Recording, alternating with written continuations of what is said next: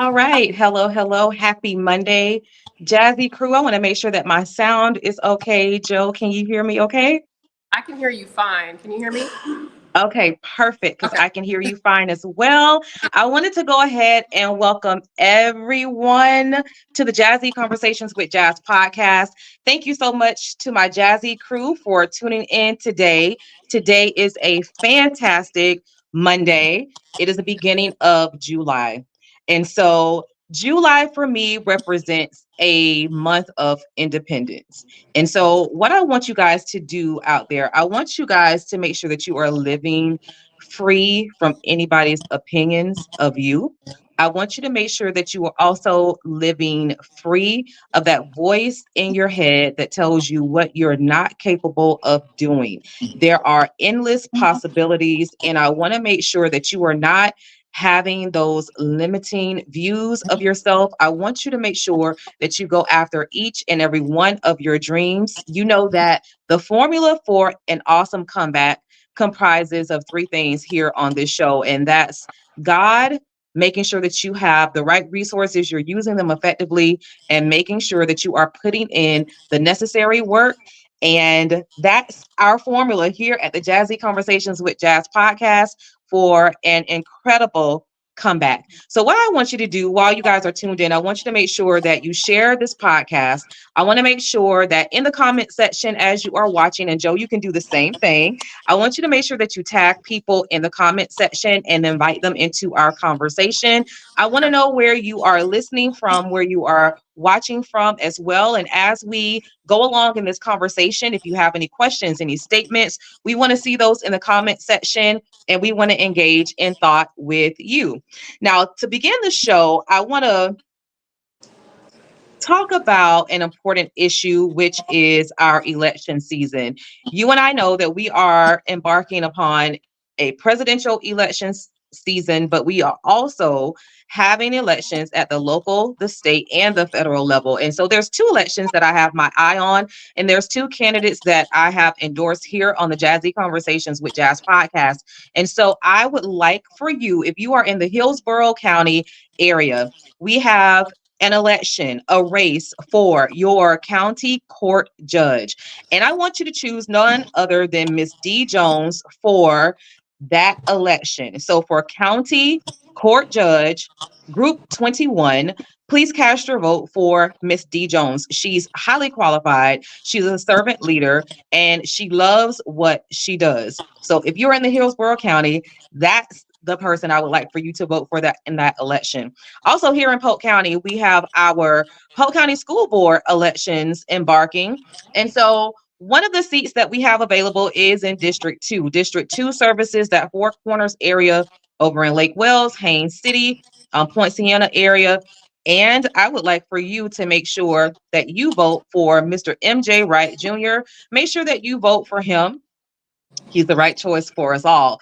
He too is a servant leader, and he's been doing a lot of servant work and all of his professional titles that he's had. And he's also already experienced. He's young, but he's already experienced with the work that the school board does. So those are the two candidates that I want you to keep your eye on, do your research on first, and make sure that you vote on August 20th, along with all of the other elections that we have coming up. All right. So without further ado, I am so honored to introduce my guest for episode 125. I I have met her and her spirit is such an enjoyable spirit, and you can tell that she's on a great trajectory for her life. You can tell that she's living and breathing what she wrote about in her book. And so I want to introduce to you those of you who don't know Miss JoJo Scott. Now she's a Connecticut native, but she was only born there because she was raised in Florida where she still resides. She's a widow and now a single mother of four children. And Jo wants to live as an example for her children and other women. She is currently working on her third degree, and she recently celebrated the release of her self-improvement journal, No More Excuses. It's time to be her. Now, this book is a book for women of all ages, And it is a book that I personally feel every woman should read. Joe, I'm going to tell you a little secret. I have had this book with me in my bed. Like I've fallen asleep with the thoughts of the book because I'm like, this is Good. such a great part. Like I really resonate with this part. And before I go into more of my thoughts with your book, how are you today on this Monday, the first day of July? I'm pretty good. I'm actually in Hillsborough County right now. It's funny you're talking about Hillsborough County. I'm actually in Tampa. There's another event up on the seventh floor, so I'll be attending afterwards. It is a wonderful Monday morning. The view is amazing, and I was so excited. I was like, this is actually my very, very first podcast to be a guest. So I'm actually excited, a little nervous, but it's just a conversation, and we're going to have great views and great conversation regarding the book, yourself, me, women. And the book is geared more towards women, but I believe anybody reads it. It's a good read for anyone, even if it's men or younger boys. As you go into it, it's just about life in general, but it is geared more towards women. And it is. I was thinking the same thing because I was like, I don't know if she wants me to introduce it as, a book that anyone can read, but when I read it, for me, I was thinking of like these are lessons that really I can talk about with my sons if I wanted to. Yeah. These are lessons that you could talk to your spouse about, about finding out who you are outside of your marriage, outside of your relationship, outside of the kids. It's just a centering book where you're getting back to yourself and your what I like what you state in your book is that this book is a way for you to get away from those self-sabotaging thoughts. It's a way to help you get rid of those thoughts of anxiety when you're anxious and overthinking, all of Yeah. those things that I find myself kind of susceptible to when I'm overthinking because it's like I'm thinking about this and what can happen here, and then it just goes in like a never-ending cyclical motion where it's like, okay, Jazz, just calm down and let's just start with the facts. And I love that you say that throughout your book. It's like you can think all of these things, what if, but then you have to recenter yourself and you just basically say, what are the facts? What are the factual things that are going on in your life at that particular time? And so throughout your journey in this book, I love it because it's relatable because you tell everyone that this is not a January 1st book. This is not a journal where you say, okay, starting January 1, this is what I'm going to do. It is literally a 21-day cycle of reflection, of you taking the time to really reflect and you write in your journal because you have a lot of research based data that's going on in this book where you talk about the research behind actually getting your ideas out and you actually writing them and jotting them down. You talk about the research that goes into helping you to recenter yourself with music. And you even put Maya Angelou quote in there that she even stated that music saved her life. And all of those things are things that I resonated with.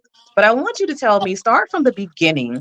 How did this book come to be? What was the cause of you birthing this journal, this self-help journal?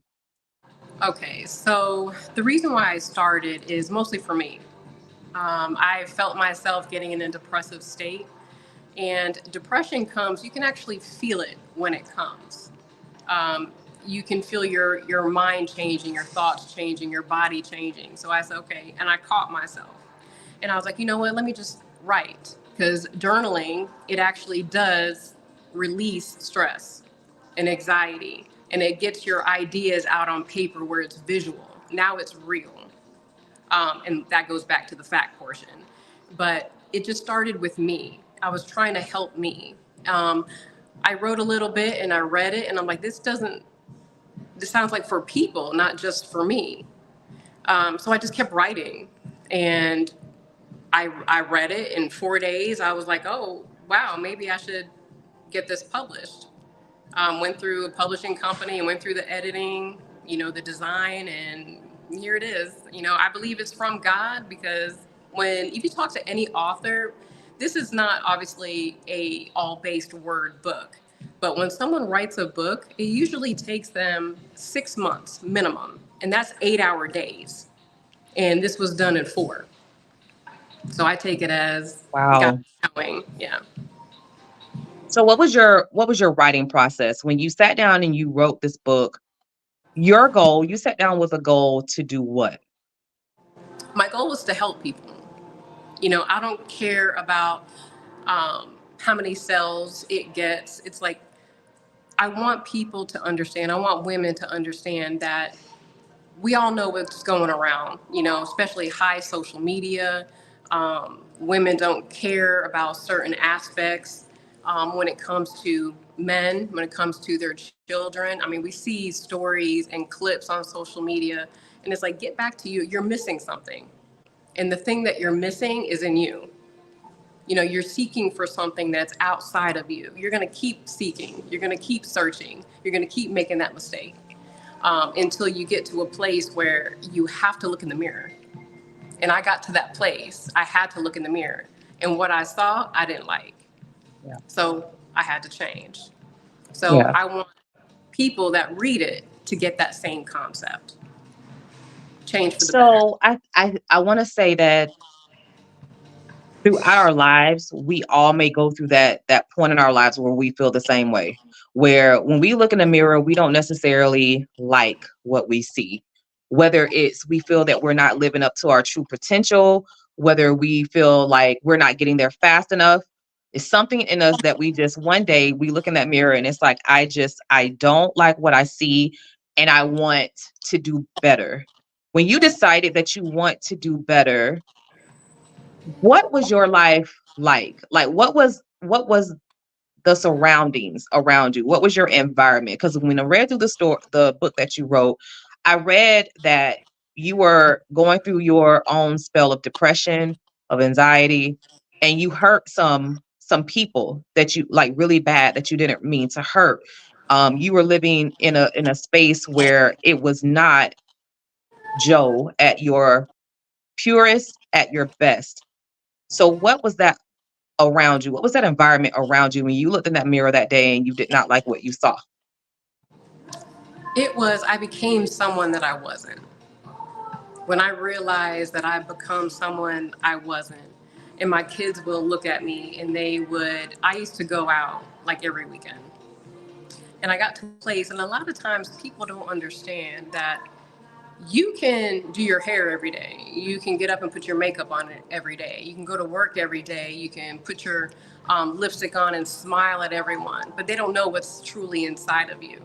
And a lot of times, when I wrote the book and me going through the healing process, and a lot of times people think that when you're saying, oh, I'm going through a healing process, oh, that's great. That is rainbows and unicorns and peaches and cream. No, it's the exact opposite. It hurts Yeah. because healing, a lot of people, you're here, right? You're here in life. They're like, okay, healing, let's start from here. That's not how it works. When you have a house, the best thing in that house, what makes it stand is its foundation. So if you're here, you're already at the window section, right?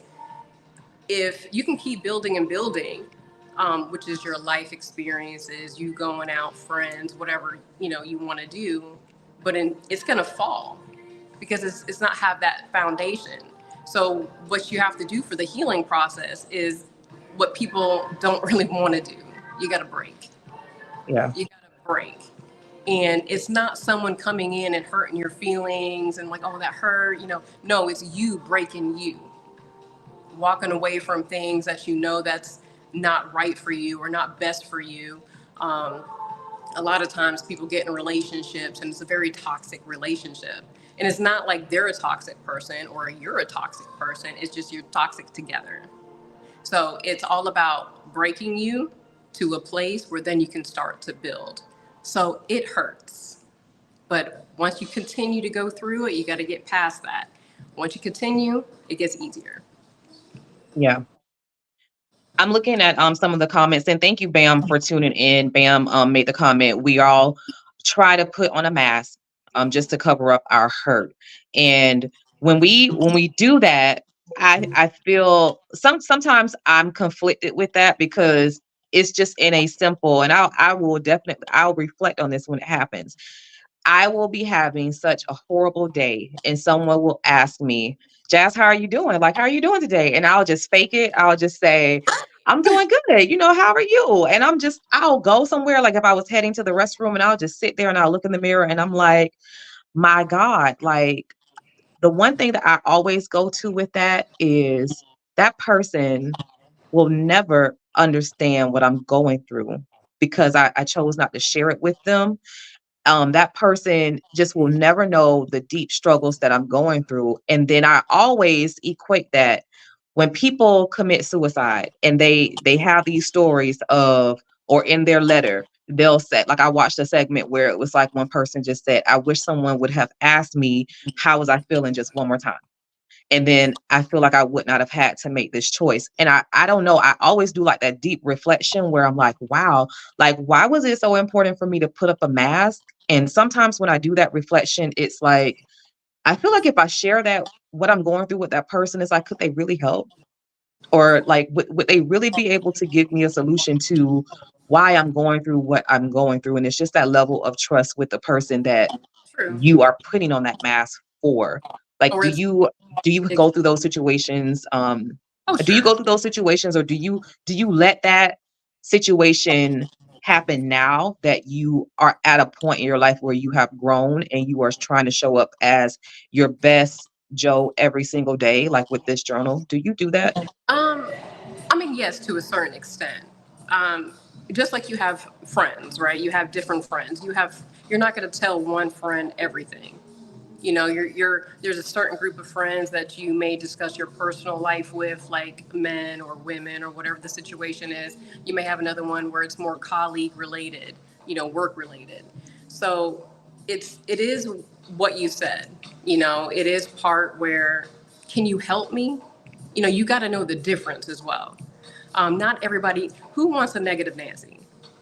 Like if you're going through something, someone comes up to you, what's going on? Well, I got this A, B, and C and D, and it's like, well, can you help me? Are you able to help me? Right. You have to be open enough to say maybe they may have a resource. Maybe I they, agree with that. yeah, I totally agree with that. Vic, thank you so much for checking in. Vic stated the masks we wear are the sum of the external influences in our lives. And exactly. that's very true.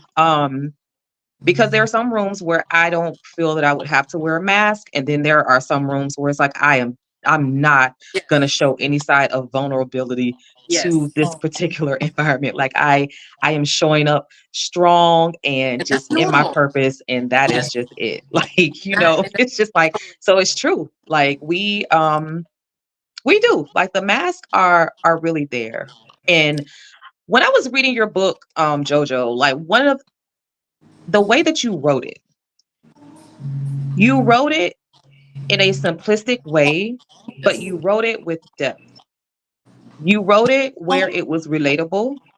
And as I was reading it, it's like, although I haven't gone through the situation that you've gone through, um, it resonated with me. And it resonated with me, number one, because I love me a good inspirational quote. So it's like, I love that you subscribe to, apps, the I am app, like that's going to give me a good idea. Like I'm going to download that to my phone. So I'm like, oh, okay. Like I can add another app to my list, but I love inspirational quotes. It's something Hmm. about an inspirational quote that it feels like a person is speaking to me. Exactly. Um, I love your personal experiences. Like even in writing, like I went back to my days of education when I was taught for fourth grade. And one of the ways to enhance reading, like an essay, we always taught the kids to speak from a personal experience. Like you give all of these facts and you talk about the topic, but then hit the reader with a personal experience. And so when I was reading it, I'm like, I love the way that she makes herself vulnerable to the reader, that she makes herself relatable to the reader to drive home your point. And so you start the book off, immediately we get to see a glimpse into who you were as a teenager and in Mm. your 20s. And we all know that our 20s, like you stated, our 20s are supposedly those years where we get to make all the mistakes that we need to make. We get to live, we get to find out the precursor of this person that we're going to be. In your 30s are supposed to be for the mature side of you. Like Right. you grow Getting yourself as an together. adult Yep. in your Yep. 30s. It's Yep. like your teens and your 20s, you kind of have permission to make these mistakes. In fact, it's expected that you make these mistakes Exactly. so that when you get to your 30s, your 40s, 50s, and on up, you are you've already gone through the fire. Like you've learned your Yep. lesson. That's how it's supposed to be, right? Yep. But your journey was totally different. Your It was. journey was totally different because you got married at a very young age. You got married when you were a teenager, correct? Yeah, And I was with my so at 19. Yep. walk me through that relationship. Because I want to say a quote that you stated that your late husband stated, but I think it would be more profound to hear this story coming from you because it's one thing that you told in the book that just sat with me and it was heavy on me then. So I can imagine how in real time it was heavy on you when he said it. So talk us through your journey through that whole relationship because it seemed like it was a beautiful relationship, although you didn't necessarily know who you were outside of the relationship. But talk Right. to me about your marriage. Um, like a high overview. We went to high school together. We were in, graduated high school classmates. I was 19, went to a football game. It was Mulberry versus Bartow. They're rivals. So I was like, I am going to the football game. I ain't seen nobody in a year. I met him. I just got saved at that time. So I was really, really deep into the church, and he was a youth pastor. So we just started talking. And then 6 months later, he asked me to marry him. I said yes. Um, it was that regular textbook marriage. You find them at a young age, get married, you have kids, and unfortunately you get to the point where you actually live out the till death do you part. um, are you looking more towards what I actually put in there, the Tampa General part? Is that I'm what you're looking? sorry. Are you looking more towards the Tampa General part that I actually placed in So the there? general part, but just even how you went into the relationship knowing of his illness. I Yes. want to So, know how was it paint that picture of when you guys okay. created a family together, how that life was because you seemed like the ideal wife because it just seemed like you fell into that role That of what a role. wife was supposed So to be and that's all you knew. And then I want you to take me through your experience through his sickness and then okay. after that. So yes, we got together, got married. It was brand new. I actually got pregnant with my son like 4 months after we got married. So straight into a family. We did go through the regular counseling, the regular marriage counseling before you get married, but I also had to go through counseling for his illness. He had a chronic liver disease. It was non-alcoholic cirrhosis of the liver. So I knew, and his father had it. He got a liver transplant. He lived 19 years afterwards. So we Yeah. just thought that, yep, when that time comes, you'll get a transplant. We'll go through that process and we'll live happily ever after, just with the story. Unfortunately, that's just not how my story ended. Um, we have struggles. No one's perfect. I wouldn't say that I was a perfect wife. There's no one on this earth that is perfect. I had my struggles. Um, Being young, he used to he used to like irk my nerves so bad, and I would yell at him. But that was in my early 20s, so you Yeah. kind of grow out of that. So after that, we had kids, normal, working, kids, the same routine over and over. He ended up getting sick, so he had to stop working. So I was the only working parent. So he was the stay-at-home dad. That had a really big toll on him, with his manhood, him feeling like he's not being a man. And I had to encourage him, and that's one thing that a lot of women I don't really see do. They just think men don't have emotions, they don't have feelings, they don't get hurt. Well, they do. So I had to encourage him, like, look, look how much daycare is. You got to think we had 3 kids technically back to back. Yeah. So, imagine what daycare would be, So I was like, you're doing an amazing part. You're doing a part that we wouldn't be able to live off of if we had to go to daycare. I'd be working just for daycare. So, take solace in that fact. Some time passed, the kids got just a little bit older. So we went to the doctor. He went to Gainesville, Shands Hospital. That's one of the top liver transplant doctors. So we were going there. And they said, by the time you turn 35, you're going to need a liver transplant. And this is back in his early 20s. So by the time that we got to age 35, his numbers just spiked. And the doctors were right. 35, this is the thing. So we were like, okay, and we're still cool. Okay, he's going to go to the, get his liver transplant, go through that process, and then just live our lives. He had 5 liver offers. Something was wrong with all 5 of them. And we went to, he was, excuse me, he was in ICU. He was lethargic. Right now, he's going through kidney dialysis 3 times a week. So they had to take him off the transplant list. So one of the caseworkers or social workers that deal with these type of cases for the transplant, she said, Joe, can I speak to you for a moment? I said, sure, why not? So she took me to this conference room. And she said, there's something I really got to talk to you about. I said, well, the only thing that you can really discuss with me is that he's ineligible to go back on the list.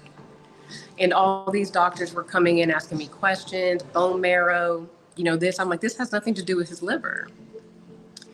So I asked to, put his mom on speakerphone. She then told us that they found an untouchable cancer. And he's ineligible to get back on the list. And she says, what do you think he'll say? And I thought about it. I said, he's going to be hurt.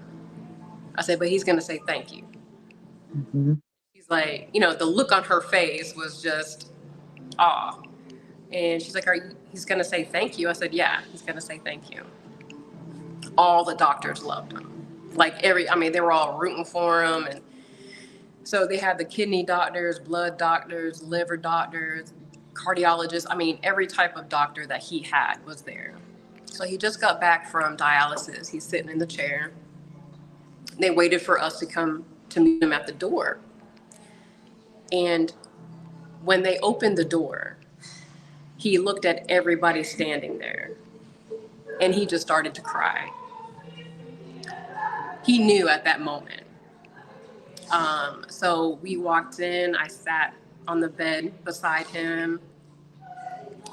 The doctor, the head doctor went through the spiel, this is our findings.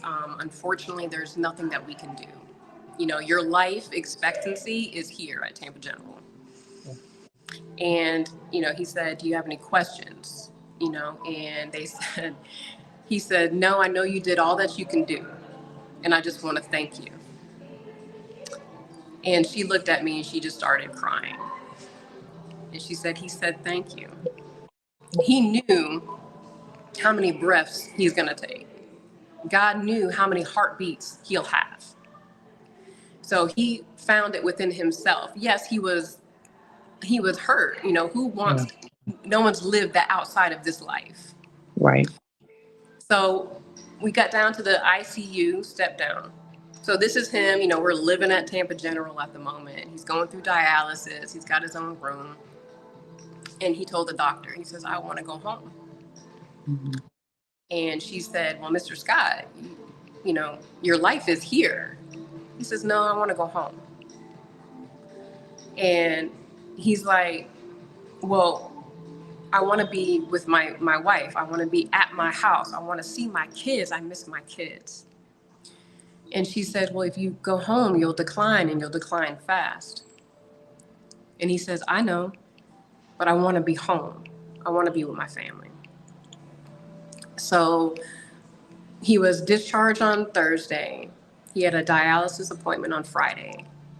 He was lethargic on Saturday, and he Hmm. passed away 2 o'clock Sunday morning. Yeah. We were, and the best part, and this, I actually wrote this part in the book when it comes to marriage. A lot of people, they just get all the hype of husband, saying wife. I live with somebody, we're a family. But do you really listen to the vows that you actually Right. take? So when he was in the middle of him, right before he passed, he didn't open his eyes once. And I sat on his bed and I held his hand. His nickname was Tiger. So I held his hand and he started getting restless. You know, Yeah. he was fighting. And I said, "Hey, Tiger." I said, "I love you. You love me too." And then he opened his eyes and he found me and he shook his head. And then 3 breaths, he was gone. Yeah. So it is kind of like the textbook type of marriage. I mean, yes, you have your issues, your problems, you got your ups and downs, your highs and lows. That's normal within a relationship, any relationship. But we met each other, found each other young, got married, had kids, had a life. We experienced things together. And then it was unfortunately early to death do you part. Yeah. When I read that, when I read the words that you formulated to tell that particular part of your journey, it, my heart just ultimately went in that situation. I haven't had to see that in a spouse, but it just reminded me of a situation that I was going through with my father, who dealt with going through dialysis, on Mm. a consistent basis. And then Yeah. it just was at the point where there was just no more hope left for him. So it put me back into that space. And I felt that I saw your husband's heart within that story. And it made me happy for you in a sense that you had this man that, if the doctors are telling him all of these things and you knew him to say, when he gets this news, what he's going to say is thank you. That's a man of just gratitude and just one of thankfulness. And with me just trying to piece together this woman that I'm trying to picture JoJo as being, it's like I'm comforted because I feel that you were definitely loved in your first relationship. That one nurturing relationship where you created your family, that version of you. I was comforted in knowing, I feel that this was a relationship that she was supposed to have at the beginning, of her journey in discovering who she is. This is a relationship that she can always use as a precursor to Right. future relationships and relationships that her children should, strive to be in terms of the type of man that you have. But then Yes. you talk about that marriage, but then you go into your story of becoming, of realizing the woman that you are, because what you realize are a lot of things that you did not get to experience. And just me hearing when you described not knowing whether or not, do you like your eggs over easy? Do you like scrambled eggs? Like, who Do are I like you outside of this marriage? Like, who Yeah. are you? Yeah. And oh my gosh, like that resonated with me as well, because you held your persona in this marriage. And it's like, now, not only are you a widower, but now you are a single mother, right? Yes. And you're a young woman. You're at the point of, you've surpassed your 20s. Now you're in that 30s realm where it's like you're supposed to have known and you were supposed to have experienced all these things. It's like, no, you didn't get to do that. So let's talk about this groundwork. Let's talk about this ultimate comeback that you are consistently still on a journey to do. But what are some of I want to say stepping stones, but I want to say, what are some things that you felt that you needed to experience, but now looking back on it, it's like you didn't necessarily need to experience that. Hmm. Sometimes we don't have to touch the fire to know that it's hot. Yeah. Um, and then when it comes to What did I didn't have to experience? I didn't have to experience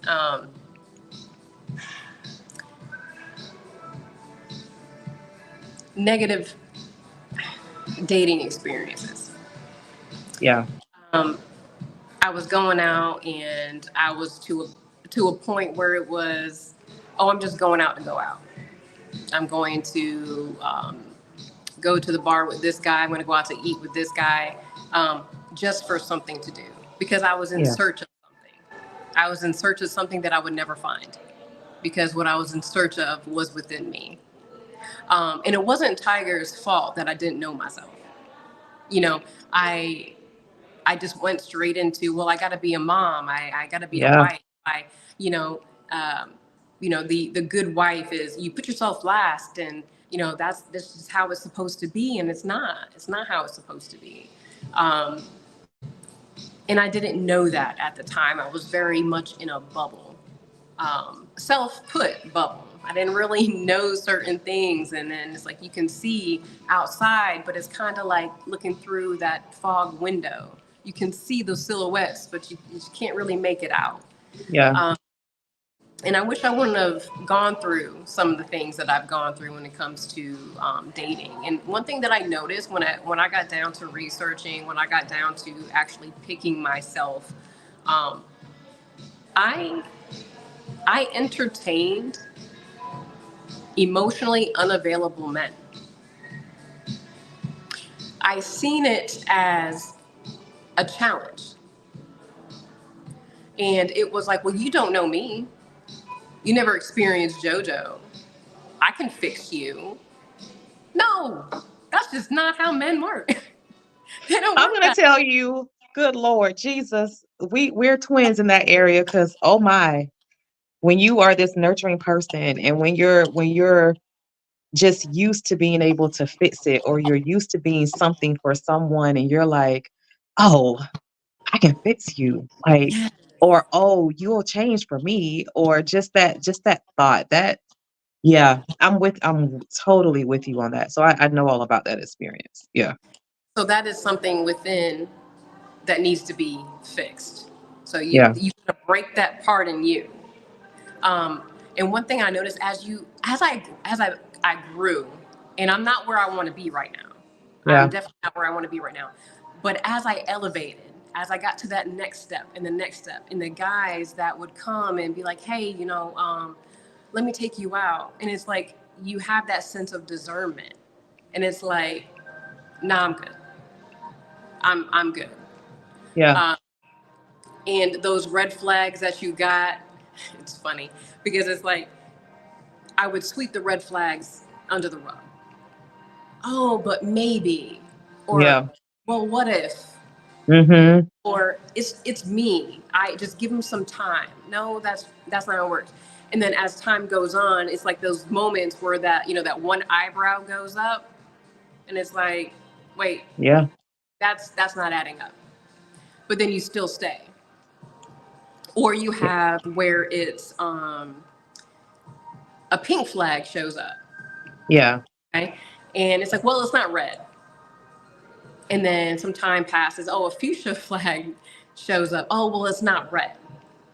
And then you go on, but you're Mhm. wondering why you're getting beat up. You're getting beat up by the same person with a different face every single time.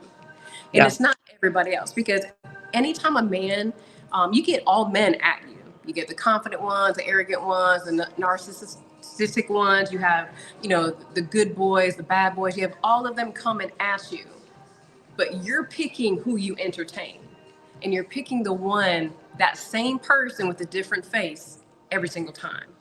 So it's Every not single them, time. it's you. That's Mhm. looking in the mirror. And it's not look in the mirror to see how pretty you are, see if your hair. No, look beyond that. Look into you. Can you Yeah. date you? That's in the book too. Yeah. Can you date you? And that's what I'm saying. It's like date yourself. Okay, so it's like if I can't go out and sit down at a restaurant with just me, how do I expect someone else to? So learn you. And the more you learn you, the more you obtain boundaries. And Yeah. boundaries is not for them, it's for you. So once that red flag comes, once that pink flag comes, once that fuchsia flag comes, then you can be like, oh, wait a minute, wait a minute. You know, I worked too hard to get to this place. I worked too hard to get to this sense of peace. And I'm not going to let you, me, or anyone else disturb what I built. Right. So Right. that is, so no fuchsia, no pink, no none of that spectrum, okay? Absolutely. And we try to sometimes some of us, some women, we think we're such super women that we can, change a situation, or we can do this or whatever. And the moment that we start accepting less than what we deserve, we it's that internal reflection that needs to occur. And I like how you just call it what it is. The moment anybody starts to accept something less than what they deserve, the moment that we start overlooking these red flags because you just want a person. It's like Yes. sometimes it just gets down to the title of you just wanting to Yep. be with a person, to Yes. say that I'm in a relationship with someone. And what that boils down to is low self esteem. And you're Yep. afraid to not be with that person. And so you tend to tolerate the things Yep. that you should not tolerate. Yes. And I appreciated the way that you just called it what it was. It's like, nope, this is just what it is. Yes. Um I'm going to read a comment before we go further. I see, and thank you so much, Mimi. Mimi is cheering you on. She's saying, "Great interview, JoJo." So, hey, Miss McNair, I see you tuned in. Hi, Catrice. Thank you for tuning in. Bam says, "Vision and plain vision. When you get into a rush for the next relationship, it's a lot of smoke in the room. We're not seeing the picture clear. The plan is let God help you find that next relationship. And if you're not going to be spinning." If you're not going to be spinning your wheels, I mean, you're not going to be spinning your wheels if you just give it to God and just say, just lead me down the path to this right relationship. How do you feel about that? What are your thoughts on his comment? Most definitely. I was holding on to something, right? I'm sure you guys seen that meme where a hand is holding onto a rope and it's burning, it's bleeding, and it's just going through all the thing, and it's just like, just let go, right? Just let go. But if when you're at that place of, like you stated, I just don't want. I just want that person. Like I gotta get them. I gotta. They gotta be near to me. They gotta be dear to me. Um, but when you know it's not right for you, let me tell you, when I really let go, Yeah. your podcast came. I had I'm actually in Tampa now. When we're done, I got to go to the rooftop. So that's another one. I have another podcast in St. Pete. I have someone reaching out to me. She's a mental health coach, and she's like, "Hey, I want to buy a bunch of your books for my clients." It didn't happen until I let go. Yeah. And knowing your self-worth and your value is so tremendously important. You are the most important person. And it's not being selfish, that's not being self-centered, that's not being arrogant. It is, I got to take care of me first. Just like if you're in a plane, and I have this in the book. If you're in the plane, something goes on, the oxygen mask come down, they Right. tell you, don't touch anyone else until you put it on first. So that is the thing. I'm not sure if I really answered that question, um, but I believe I answered it. So. You did. You absolutely did. And just going through the book. We're going to get into we are already into the book, Yeah, but prepare your reader, because I know that you're going to sell some books. I'm going to keep proclaiming that people need to get this book, because I truly yeah, believe that they do need to get, this self-improvement journal, because you have a call to action pretty much after each chapter. After each yeah, chapter that you've talked about a point, you ask them to reflect, or you ask them to think about a time where this relates to something that went on in your life. And so when a yeah. person purchases this journal, how can they prepare to go through it? First of all, I know you need a pen. And then what else would you say to prepare yourself for, in order to get through the journal? Allow yourself to feel the emotions. Yeah. Allow yourself to cry. Don't read the words as a word. Read the words to minister to you.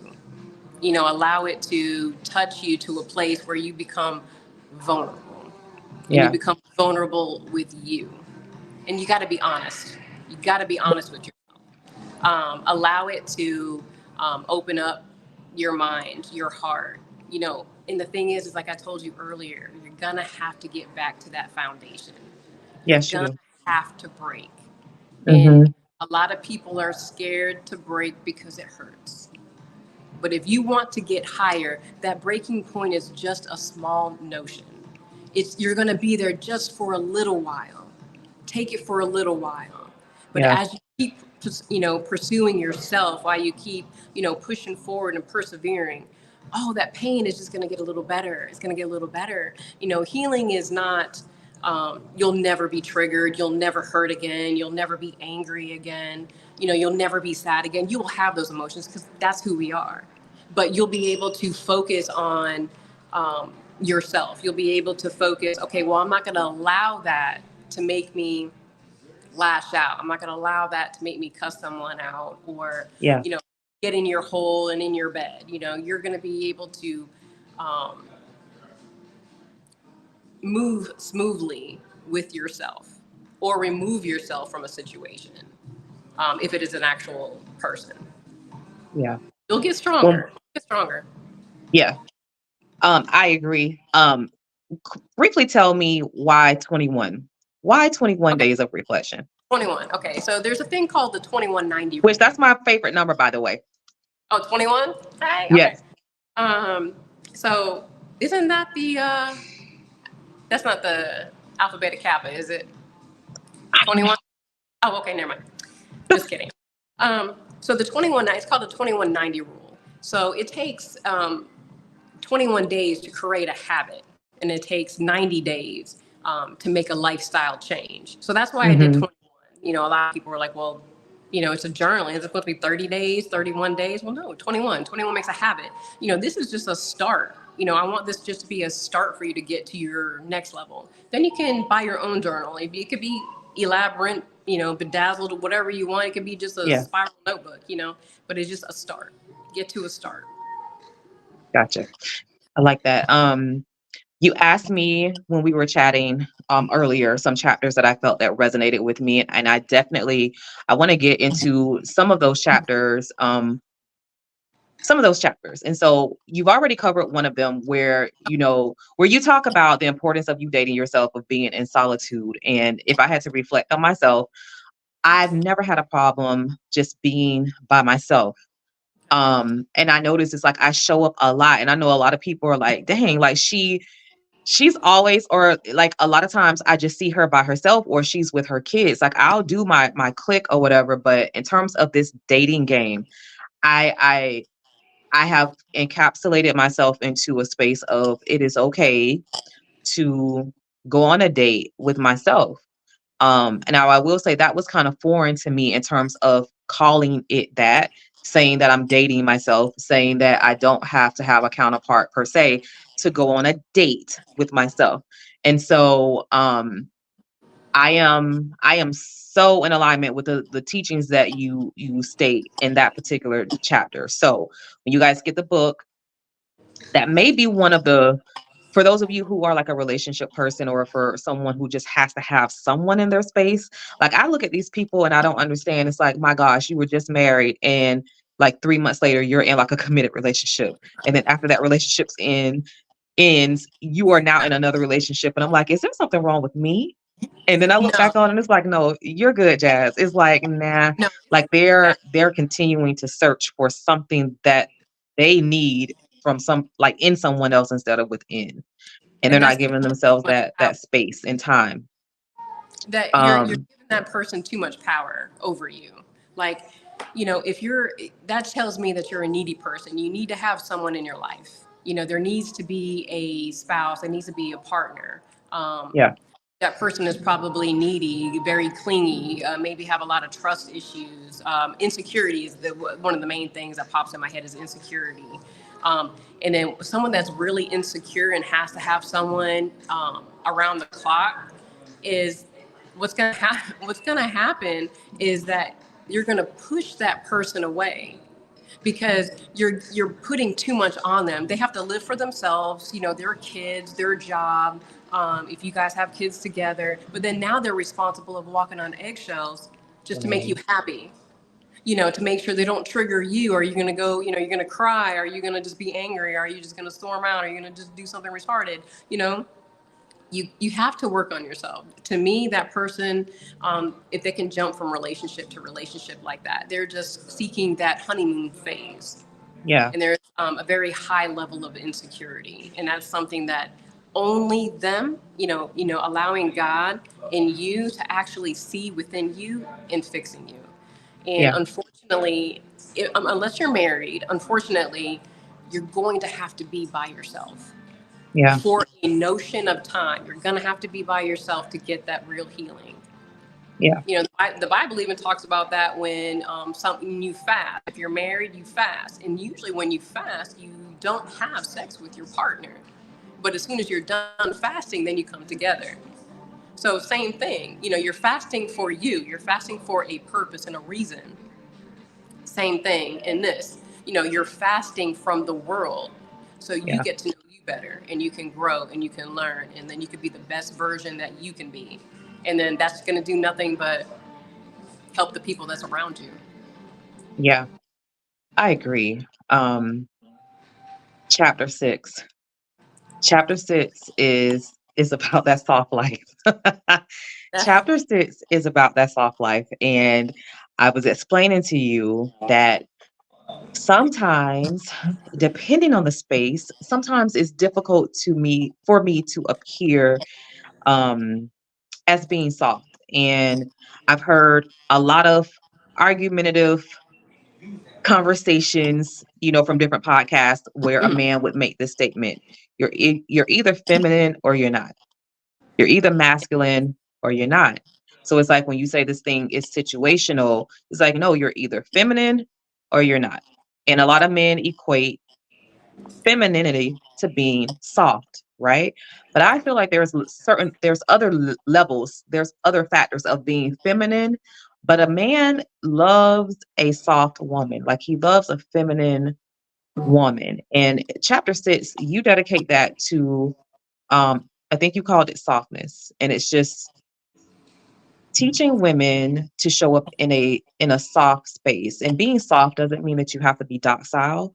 It doesn't mean that you cannot show up independent. It doesn't mean that you Exactly. can't show up in an affirmed way, because what Yeah. you are doing when you show up in your soft femininity, you are affirming who you are as a being. And I want you to dive into that. I like the story, and I'm combining two stories because you had these two stories in two different chapters. But what resonates, or what I'm reminded of, is you paint this picture of you going out by yourself in both cases. Okay. Hmm. Oh, sorry. I guess you cut out there. In one of the Okay. cases, you're showing up in a black ensemble, you have on a black Okay. brim hat, Okay. and you're sitting in a restaurant, you're sitting in a Boilos and you're by yourself. And you're absolutely okay with being by yourself. And you state that when the patrons lock eyes with you, you just give them a nod, like a gentle nod or a gentle wink, like, yes, I'm here. I'm by myself and I'm comfortable with being myself. And I gave you a high five, girl, through the book, Yes. because I can't tell you how many times I have just sashayed somewhere, and it's just like, I'm here and I like my space. I like myself. Yes. Like I like my company, and I'm good. Like I am in a great space.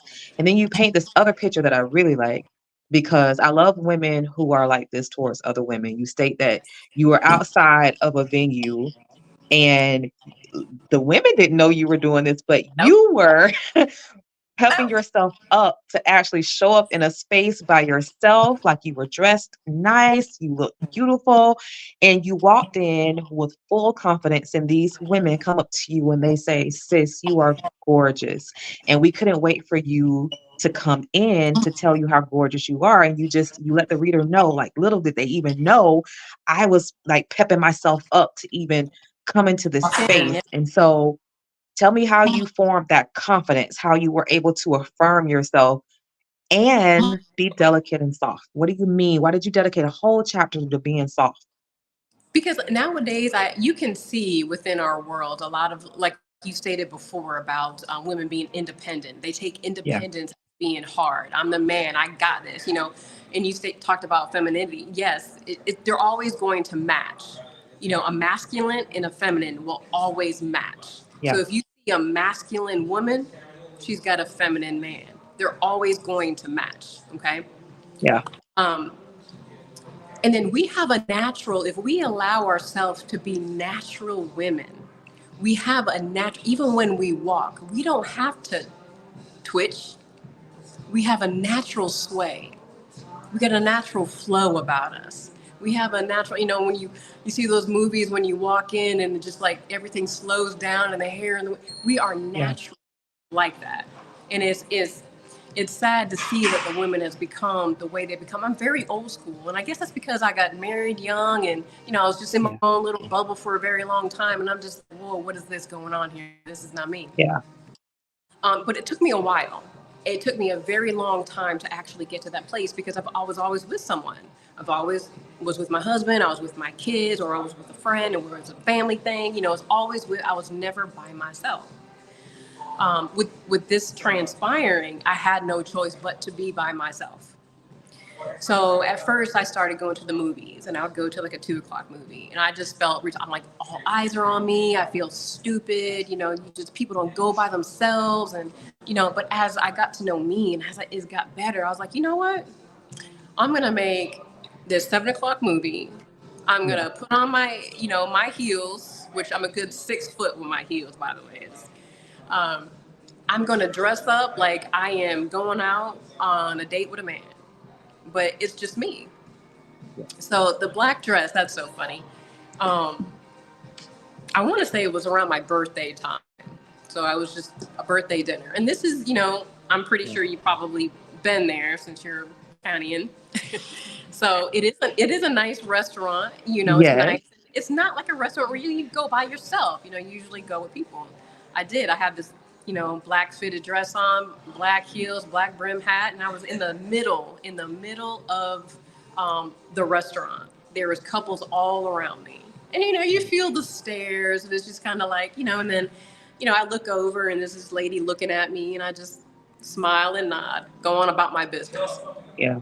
You'll get to a place where it will not even bother you.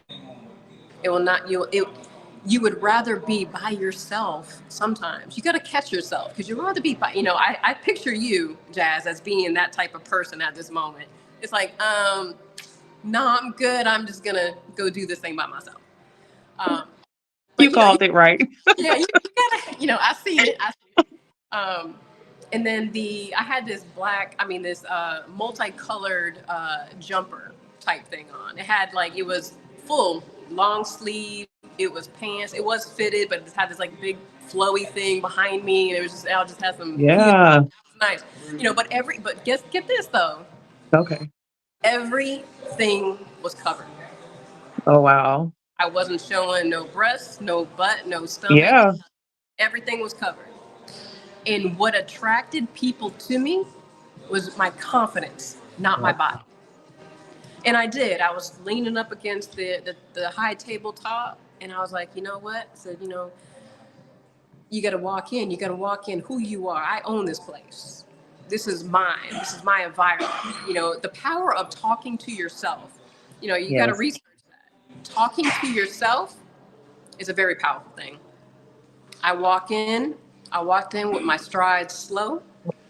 I stopped, looked at all four I corners. like I I like smiled. that because in the book you make a point to say Yes, a stop. slow stride. Yes, Yes. that because psychologically, I did a lot of research because I'm not no doctor, right? I had to do research to write this book as well. So, you know, people take it as confidence, more attractive, more feminine, Yeah. and because you're saying, I want to leave my presence. This is I'm leaving my essence here, and I'm walking in, and you got to keep your head up high.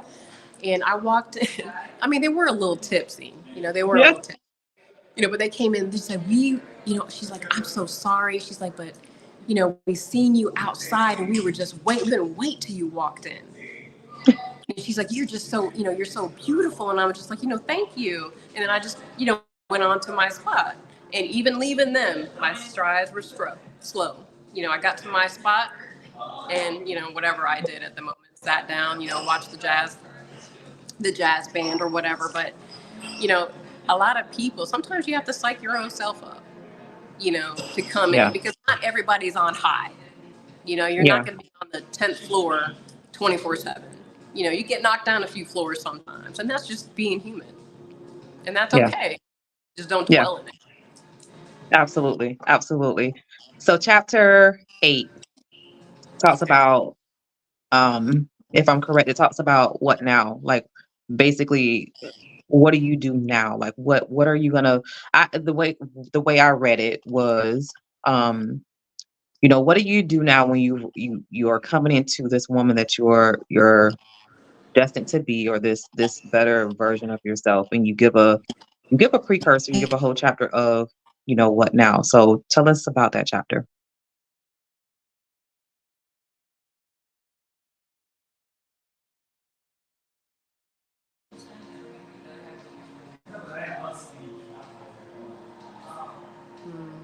Were you able to hear me?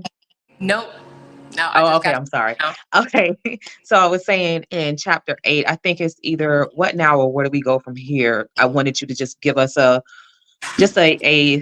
synopsis of that particular chapter, because it's the rounding out of the book, and it's like this is the chapter right before you go into your 21 days of journaling, and it's like you give us some free time to journal, but then you tell us, okay, but it's going to get to the point where it's Oh, going to be like this is on day 3, this is on day 4, day 5, day 6. So in that chapter, can you expound upon that chapter?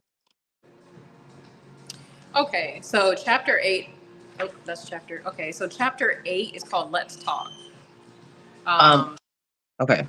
is that it? Is that the one you're talking about? So maybe it's the one that's before that, but it's one chapter Okay. where you go into, like, if I'm not mistaken, where do you go? Where do we go from here, or what now? So it's chapter 7 is called What's New. And then there What is new? I'm so okay. sorry. I'm No, like, good Lord. no. I just want to make sure I hit the right one that you want to hit. Yes. And that's what's new is, and you're correct. It is starting you off on your journaling Yeah. sessions. So it is definition of the 90. What is the 2190? Why did I say 21 days? And you do have a portion of what's new for you to write. What's going on in your life, and then it also talks about identifying your feelings. What are your Yeah. triggers, your emotions, what's your reflection, um, your mirror, you're looking at you. So what is it that you see that you don't like? What is it you see that you can improve on?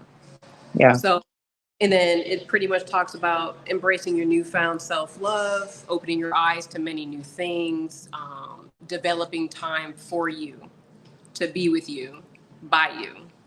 Yeah. And then it goes into, I think there is like another chapter or two before it gets to the actual journeying Yes. phase.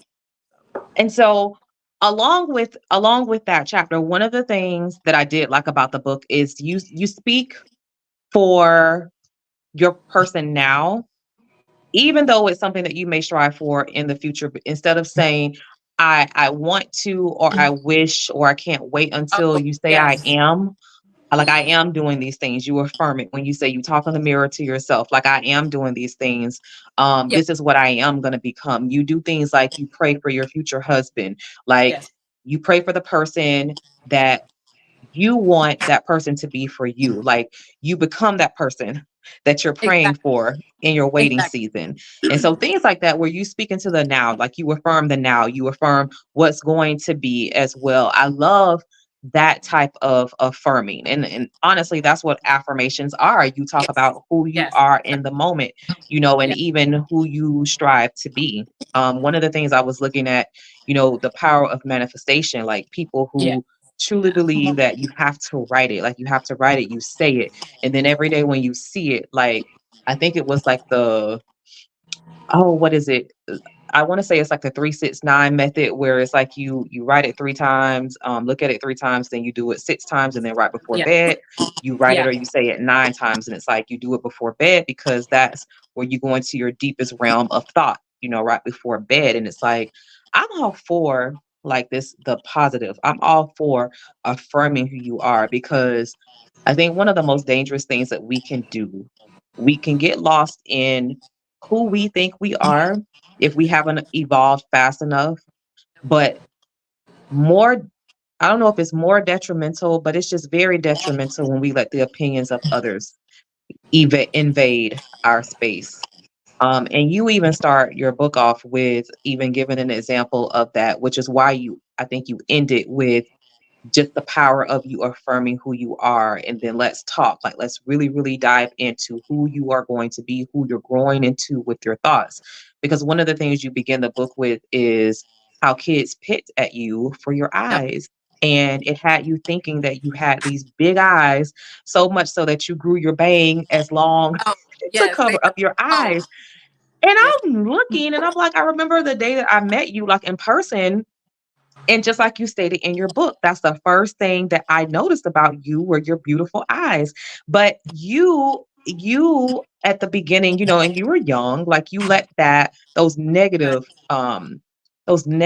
descriptors kind of seep into your head, and you explain yes. how powerful it was. And it's like now that's what people notice the That's most. that's Like you my get the that's most my compliments about. absolute. I'm like, what about the rest of me?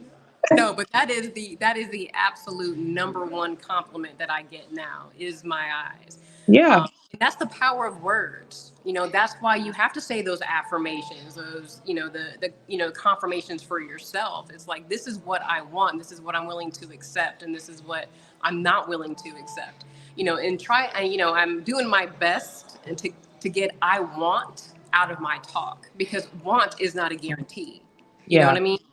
And that's something that I don't desire in my life. I desire to have what is for me, but you also got yeah, to put in that work. I know I got to put in that work. yeah, So that is the most, yeah, that is yeah. the most. Good. So listen, I I love this journal.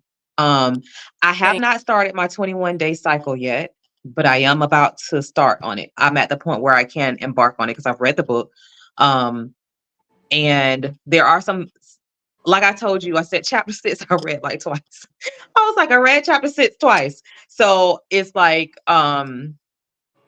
it is a point of being vulnerable, and you want to make sure that you are in a space where you give your all to it, because that's how it works, for it to be Exactly. effective. Like you have to be in that mind state. And so when Yeah. you described it at the beginning, like it, you have to be in that mind state. You have to be able to do your work and put in the work to do this journal, right?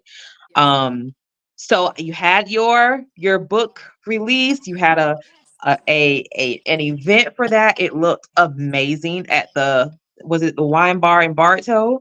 Yeah. The wine library in Bartow. It The was. wine library. It was. Yes. And so you had a great response from that. I was looking at the books, you were signing them. And I'm like, I'm so happy for her. Like, I'm so proud of you. And just like the people in the comments that are saying that they are super proud of you, because I can tell that this has been a journey for you. Like it's a Oh, life journey for you. And like I stated, the way that you wrote it, it indicates that. Like you're giving us an entire trajectory of where you are now, like and how you are continuing to grow into a beautiful woman, like a beautiful JoJo, the JoJo that you are supposed to be, your best self. yes, the best version of myself. And I actually told them, at the ones that came to the book signing, as you read it, you read it, and it's kind of like a high overview. It's not really digs deep down into anything. It's kind of like a high overview. It's a surface Yeah, level type of journal. And I'm actually in the midst of writing the second one, which the second one is going to go, obviously, let's dig a little deeper.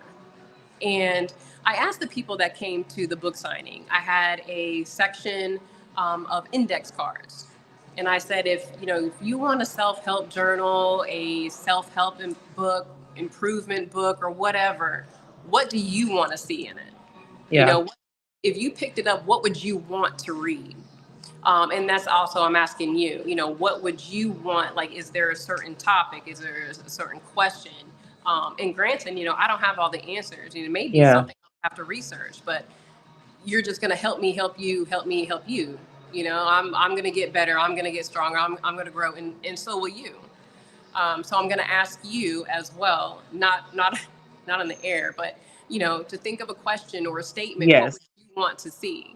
Because I would be delighted to answer that because that's a great question too. Moving forward, with your second book, that's an awesome question. And I had something that spontaneously popped in my brain, but I will definitely get you my answer of what I okay. would like in a self-help, a motivational book. Because it's not all about congratulations. That's great. I accept the Yeah. congratulations. Oh, you did a great job. That's amazing. But that's not the purpose. Yeah. The purpose is to help grow, to help heal, to help improve, especially for you. Who wants to be in a stagnant state? Who wants to be in a state of misery or depending on someone to make them feel good? No, happiness comes within you first. So that's my goal. That's what I strive. If you can't get nothing, I don't care if you do the journaling. It's like read it, Yeah. digest it, put it to work, and Yeah. it will work. You got to put in I that love effort. that. I love that. And so, Jojo, I want to give you the opportunity um to end the podcast segment with letting everyone know how they can keep up with you on your socials, on your website, and then definitely how can they purchase the book. Okay, so the book can be purchased actually anywhere online that sells books: Amazon, Walmart, Books a Million, Barnes and Noble. Anywhere you can purchase a book online, it's there. It is print on demand, so it's not, you cannot go to Barnes and Noble and see it on the shelf. It is print on demand. Social media, I do have all the regular social medias: Facebook, Instagram, TikTok. I do have a website. It is called www.aboutjojo.com. That's geared more towards my business, notary officiant, but you can contact me on there as well. Um, Instagram, I think it's jojo.a.scott. Um, I am more than welcome to answer any questions, anything you may have. Follow me, I'll follow you back. TikTok, same thing, jojo.a.scott, as well as Facebook is under Joe Scott. So, I love it. And I just want to say sincerely, a sincere thanks to you. no, Of thank the you. authors that I've had on my podcast, and I don't just say yes to just anyone who just wants to come on and talk about their book. Um, I accept people that I feel that their work of art will do some good to the masses. And not just for publicity. And I can tell you, like when I started reading this book, I resonated with it immediately, like within the first 3 pages. And I knew that I was going to be on a great journey of self-reflection as I read it. And I just felt the ease and the freedom to go kind of like at my own pace, but Yeah. time to, it's like, oh, she's given us permission to sit back and reflect. And it's like, oh God, like I have to reflect. It's like, Yes. I'm gonna let it chill for a second, and then I'm gonna go on my porch, and then I'm gonna reflect or whatever. And so it's like, um, just being able to do the work. It was written in such a way where it kept the reader engaged. Like it kept me engaged, and I appreciate you. I appreciate you for being willing to come on the podcast. Bam said thank you. He feels that he's a lot more equipped to teach his daughters the things that they need to be looking out for future relationships. Nikki Crawford said something to research for your next book. How do you find yourself within the marriage? So she's giving you a precursor of research to do. Nikki, why don't you write the book? I want you to write the book. I want you to write the book. But I think that is a wonderful idea. Especially for us women who've never been married. Like I have the precursor. Anyways, I'll just leave it at that. For those of us who've never been in a marriage, I think that is pivotal. Like How do you find yourself within a marriage? That's a good one. So pin that one, JoJo. I wrote The it way down. you I write, got I it. think it would be very effective with that. I also, before I let you go, I just want to say the importance of education, right? And I just want to say the power of education because nobody knows this but you and I, but I'll share it. But a former teacher of JoJo pitched her to be on my show. Like how dope is that? Like how fantastic is that? It's like when I was reading their inbox to me, I'm like, "Oh my gosh." And then it's like I started talking to you and then I got my hands on the book because you gifted me the book and I appreciate that. And I was like, "Wow, like JoJo is the bomb. Like she's just phenomenal." I like your aura. I appreciate and am thankful that you decided to be very transparent in this book because I truly believe it's going to help a lot of women out there. Exactly. That's the vulnerability. Everybody wants to stay up on that dopamine. They want to stay at that high. But whenever you have to do that self reflection, Yeah. you're depleting all that dopamine. It's gonna hurt, but it's gonna be worth it. Yeah. It's gonna be Yeah. worth it. It's going to be worth it. It's going to be worth it. So you guys make sure that you go out and you purchase the book.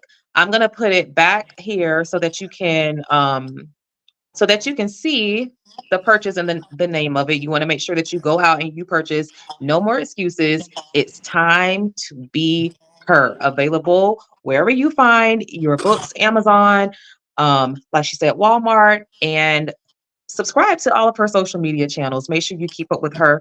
And so, JoJo, I know you are booked and busy as of late because of this book, and I wish you so much success, and I wish you all of the success that your heart, your head can hold with your second book as well. And You so, I wanted to thank everyone. Every single one of you of my Jazzy crew for making sure that you tuned in today on this Monday, July 1st. We are in the seventh month of the year. And so we want to make sure that every month thus far counts. So make sure that you dig deep, you understand who you are, you affirm who you are, and you do the necessary work that it takes to become your best version of yourself.